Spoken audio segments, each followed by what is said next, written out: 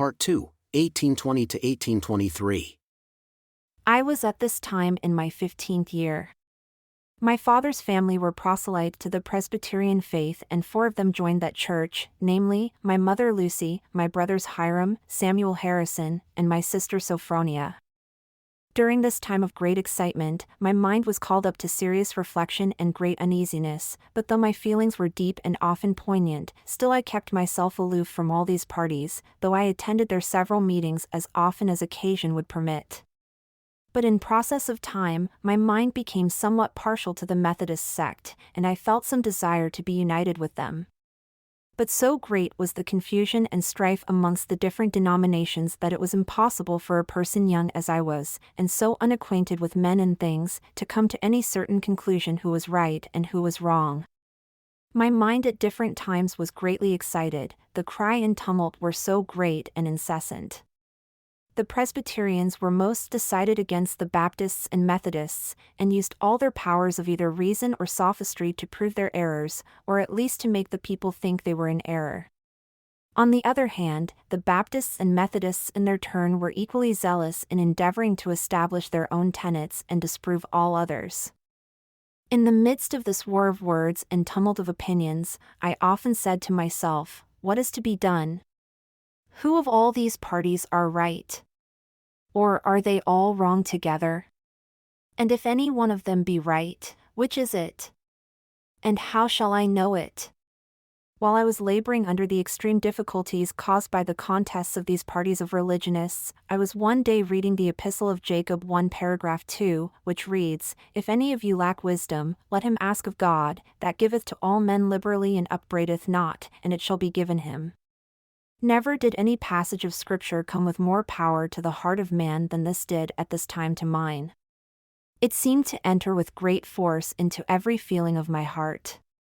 I reflected on it again and again, knowing that if any person needed wisdom from God, I did. For how to act I did not know, and unless I could get more wisdom than I then had, would never know, for the teachers of religion of the different sects understood the same passage of Scripture so differently as to destroy all confidence in settling the question by an appeal to the Bible. At length I came to the conclusion that I must either remain in darkness and confusion, or else I must do as James directs, that is, ask of God. I at last came to the determination to ask of God, concluding that if he gave wisdom to them that lacked wisdom, and would give liberally and not upbraid, I might venture. So in accordance with this, my determination to ask of God, I retired to the woods to make the attempt. It was on the morning of a beautiful clear day, early in the spring of 1820. It was the first time in my life that I had made such an attempt, for amidst all my anxieties, I had never as yet made the attempt to pray vocally.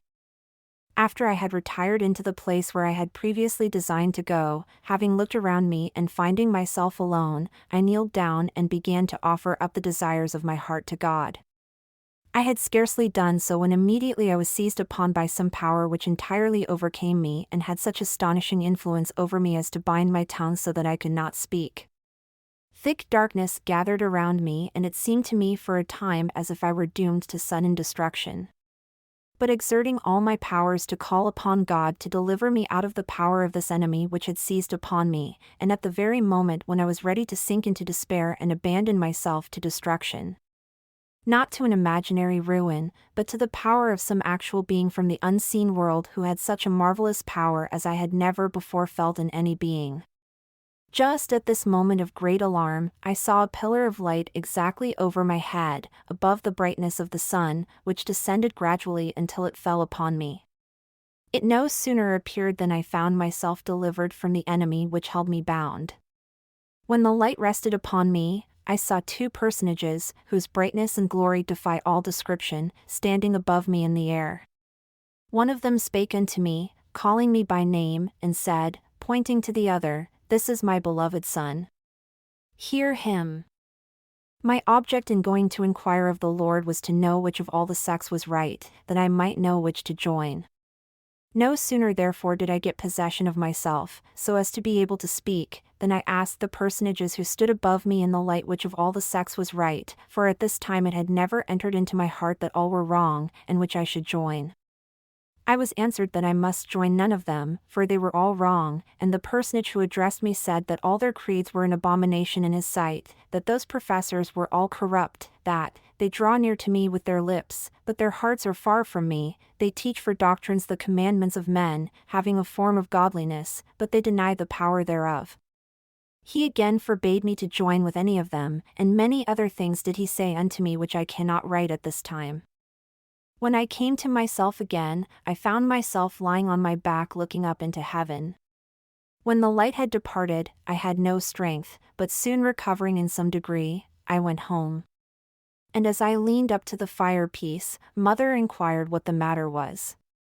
I replied, "Never mind, all is well, I am well enough off." I then told my mother, "I have learned for myself that Presbyterianism is not true." It seems as though the adversary was aware at a very early period of my life that I was destined to prove a disturber and an annoyer of his kingdom, or else why should the powers of darkness combine against me? Why the oppression and persecution that arose against me, almost in my infancy? Some few days after I had this vision, I happened to be in company with one of the Methodist preachers who was very active in the before-mentioned religious excitement, and conversing with him on the subject of religion, I took occasion to give him an account of the vision which I had had. I was greatly surprised at his behavior. He treated my communication not only lightly, but with great contempt, saying it was all of the devil, that there was no such thing as visions or revelations in these days, that all such things had ceased with the apostles and that there never would be any more of them. I soon found, however, that my telling the story had excited a great deal of prejudice against me among professors of religion, and was the cause of great persecution which continued to increase. And though I was an obscure boy, only between 14 and 15 years of age or thereabouts, and my circumstances in life such as to make a boy of no consequence in the world, yet men of high standing would take notice sufficient to excite the public mind against me and create a hot persecution. And this was common among all the sects, all united to persecute me. It has often caused me serious reflection, both then and since, how very strange it was that an obscure boy of a little over 14 years of age, and one too, who was doomed to the necessity of obtaining a scanty maintenance by his daily labor, should be thought a character of sufficient importance to attract the attention of the great ones of the most popular sects of the day, so as to create in them a spirit of the bitterest persecution and reviling. But strange or not, so it was, and was often cause of great sorrow to myself. However, it was nevertheless a fact that I had had a vision.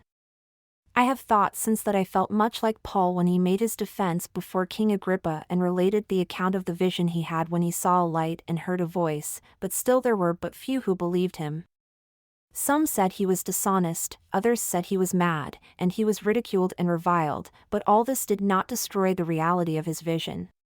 He had seen a vision, he knew he had, and all the persecution under heaven could not make it otherwise. And though they should persecute him unto death, yet he knew and would know to his latest breath that he had both seen a light and heard a voice speaking unto him, and all the world could not make him think or believe otherwise. So it was with me. I had actually seen a light, and in the midst of that light I saw two personages, and they did in reality speak unto me, or one of them did. And though I was hated and persecuted for saying that I had seen a vision, yet it was true.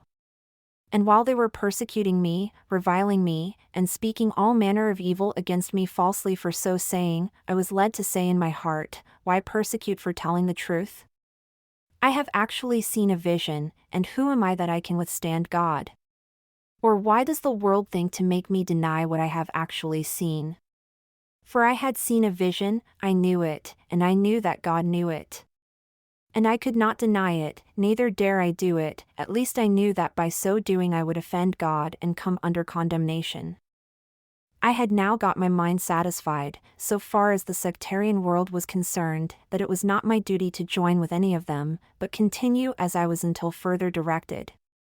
I had found the testimony of James to be true, that a man who lacked wisdom might ask of God and obtain and not be upbraided.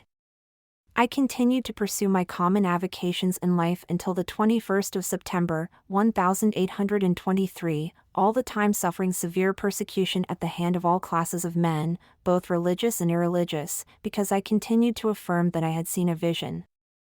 During the space of time which intervened between the time I had the vision and the year 1823, having been forbidden to join any of the religious sects of the day, and being of very tender years, and persecuted by those who ought to have been my friends and to have treated me kindly, and if they supposed me to be deluded, to have endeavored in a proper and affectionate manner to have reclaimed me, I was left to all kinds of temptations.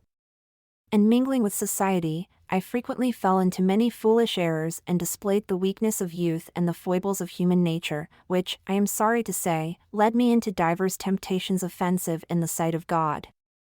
In making this confession, no one need suppose me guilty of any great or malignant sins. A disposition to commit such was never in my nature. But I was guilty of levity, and sometimes associated with jovial company, etc., not consistent with that character which ought to be maintained by one who was called of God, as I had been. But this will not seem very strange to anyone who recollects my youth and is acquainted with my native cheery temperament.